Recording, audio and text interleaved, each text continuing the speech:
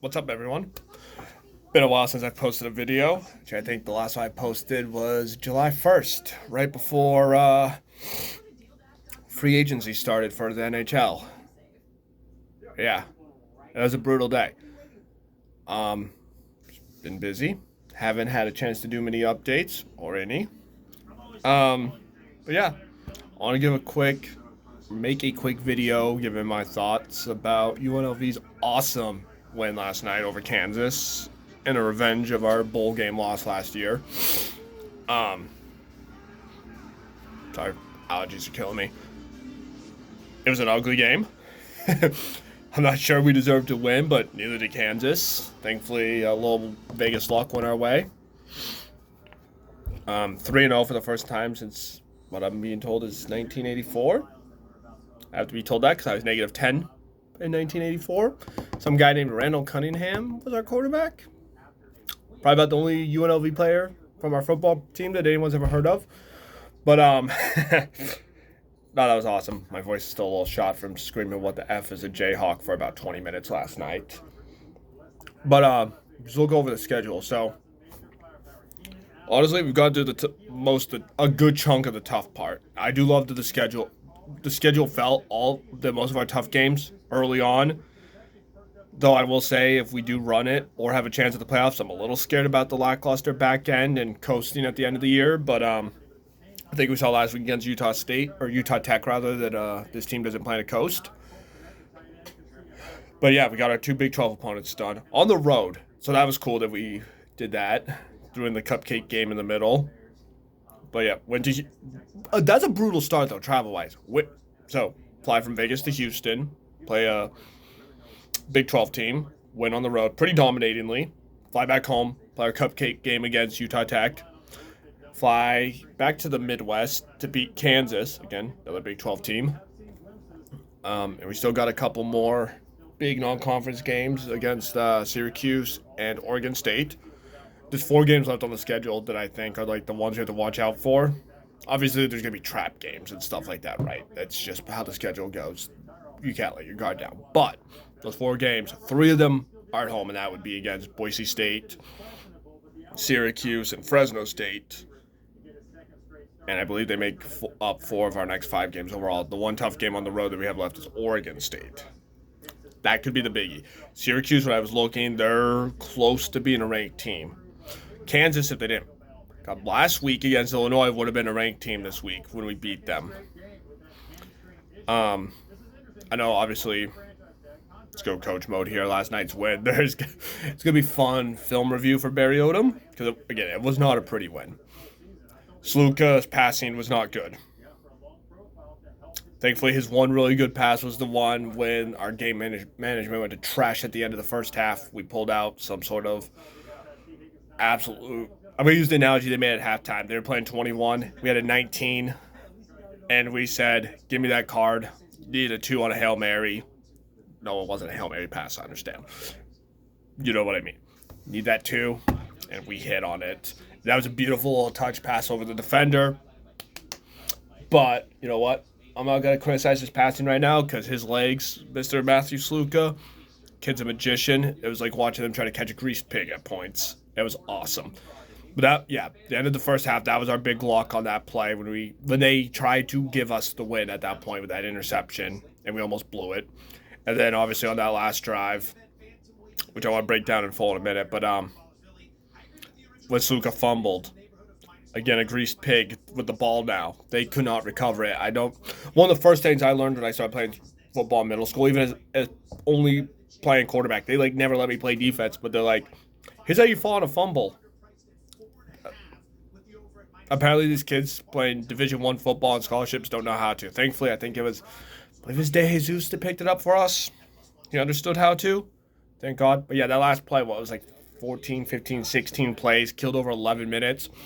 And there was a point, too, like, when you're watching it, as we're watching it, it's like, right, there's about 7 minutes left, and you're like, bleed the clock more. I don't want, as bad as their offense have been in the second half, I don't really want them to. I've seen enough UNLV games to know how this goes. Then you get down to the 4-minute mark, and you're like, well, if we score now, it has to be a touchdown, right? And when we did score on 4th down, On a play where you couldn't actually really see where the ball was. All right. Thank God. Thank God they called a touchdown the play, because no matter what it was, you were never going to reverse that call, right? There's a couple plays on that last drive where it's like, you're not going to be able to reverse this, right? There's also the conversion, fourth down conversion, where we had it by like yay much. So, a lot of Vegas luck on our side. Thankfully, Kansas played like absolute crap. I don't know what happened at halftime. What Barry Odom told the defense, but our defense was trash in the first half. Like, we couldn't stop their QB at all. And then the second half, kid was out there like seeing ghosts. I don't know what happened, but not gonna complain. Now the positive you gotta take away is our best player, Ricky White, 3 catches for 4 yards and an egregious drop, and we still won.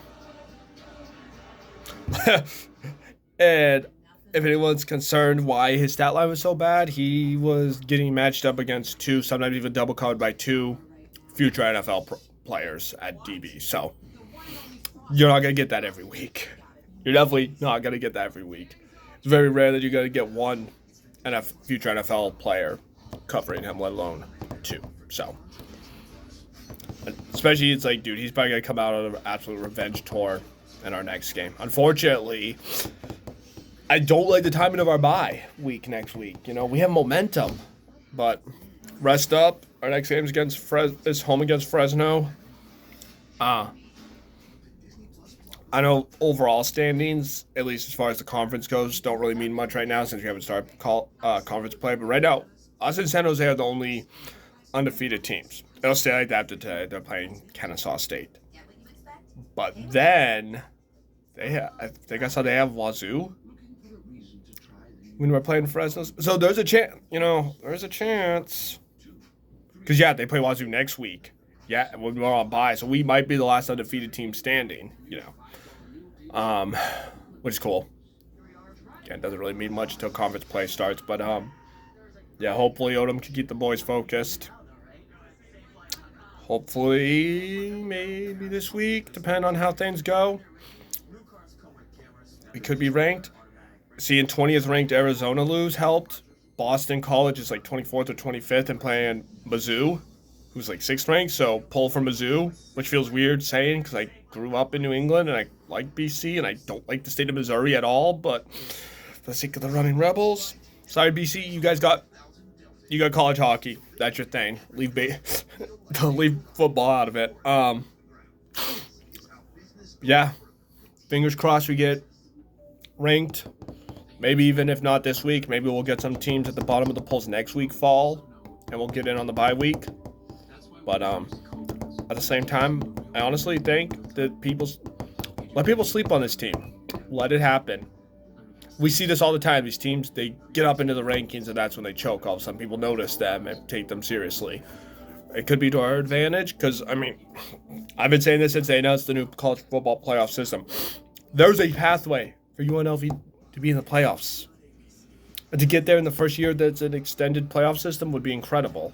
So, really, our competition at this point, like, Arizona State beating Texas State was huge for us. They were a contender to get that.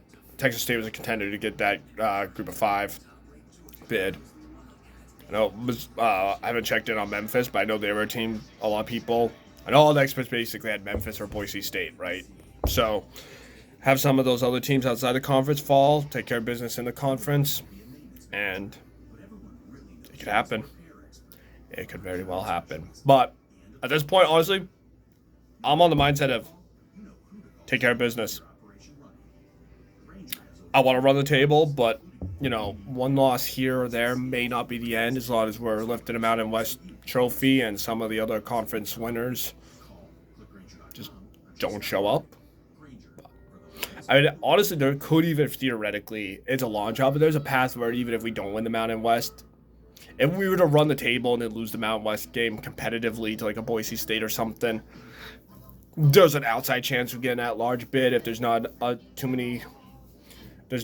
a heavy number of group of 5 teams, but winning the Mountain West as a 1 or 0 loss team is our best bet. So, yeah. for the first time in my lifetime, it's fun to be a UNLV Rebels fan, especially when it comes to football. So I saw something yesterday. It was talking about how backwards it is right now in the state of Nevada. Like UNLV is a football team and Nevada's a basketball team. Like it doesn't make sense. But our our basketball program could point out we have a national title. I don't believe Nevada does. And for football, I mean, I'd rather win at football because, one, I care way more about football than basketball. I don't even like basketball, really. And also, the Fremont Cannon. Coolest trophy in college sports. The biggest, heaviest, most expensive. And it looks way better in scarlet than dark blue. That's all I'm going to say. So, yeah. Comment below what your season predictions are. I think when it started, I was looking at it as like 8-4, maybe 9-3. But I had us losing at least one of the two games between Houston and Kansas, if not both. So, expectations. But again, now you have to worry. There's still some good teams to play, and you got to worry about those trap games like San Jose, Hawaii, even Nevada, just because no matter what, that's been a series built on upsets. Let's face it. There's been a lot of. I feel like most years the team that should win doesn't. So, you can never rule out those in-state rivalry games, no matter who you are, where you are. So, let's hear below. I'm thinking 10-2 in the regular season, going to the conference championship game, wanting to play in Boise again. Who knows? I need to see what we do head-to-head against Boise. And I don't really know enough about them right now. I know they got a really good running back. That concerns me because running's been something we've kind of struggled with. But we've also been able to, at least yesterday we did in the first half, but we adjusted. And honestly, we looked great against the run against Houston. I didn't catch any of the Utah Tech game, but I saw the scoreboard. I'll assume we did fine, but even if that doesn't mean anything. So yeah, 10-2. Go to the conference championship game. I won't make any predictions for that yet.